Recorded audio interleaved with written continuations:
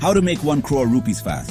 The 843 rule of compounding will surprise you. Compounding is like a magic spell for your money. It allows your initial investment to grow exponentially over time.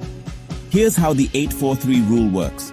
Imagine investing 20,000 rupees every month in an instrument that gives 12% annual returns compounded annually.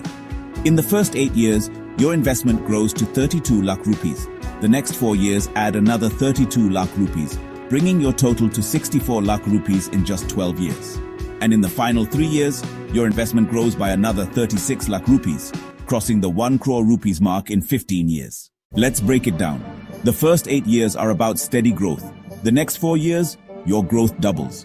And in the final 3 years, the power of compounding accelerates your wealth like never before. So, why does this work?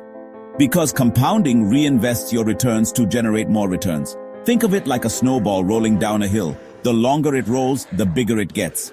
Remember, it's not about how fast you start, it's about how long you stay invested. Making 1 crore rupees isn't about quick fixes, it's about smart strategies. Follow the 843 rule and let compounding be your partner in success. For more financial insights, visit Crore now.